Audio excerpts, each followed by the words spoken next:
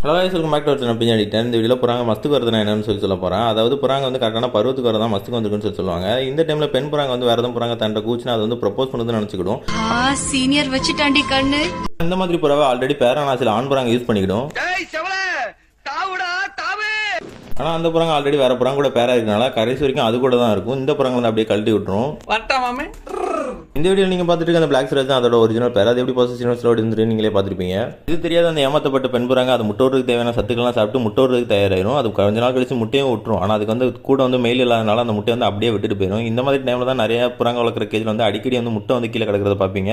அது இந்த மாதிரி ஏமாத்தப்பட்ட பெண் புறாங்க விட்டுற முட்டை தான். அது மஸ்துக்கு வந்து அந்த டைமில் அதுக்கு ப்ராப்பரான ஒரு மெயில் புறா வந்து கரெக்டாக பேரா இருந்துச்சுன்னா கடைசி வரைக்கும் சாகிற வரைக்கும் அது ரெண்டு தான் பேரா இருக்கும். வெளியில் கட்டின எல்லாமே மேக்ஸிமம் ரொம்ப ரேராக நடக்கிற விஷயங்கள் தான். அவ்வளோ சீக்கிரத்தில் ஒரு மெயில் அதோட ஃபீமேல் விட்டுட்டு இன்னொரு ஃபீமேல் வந்து மிதிக்காது. சில சமயங்கள் இந்த மாதிரி நடக்கிறதுக்கும் வாய்ப்பு இருக்குது. ஏமாந்து நிற்கிற அந்த பெண் புறா பற்றி நீங்கள் என்ன நினைக்கிறீங்கிறத மறக்காம கமெண்ட்ஸ் சொல்லுங்கள். இந்த வீடியோவில் தான். தேங்க்ஸ் ஃபார் வாட்சிங்.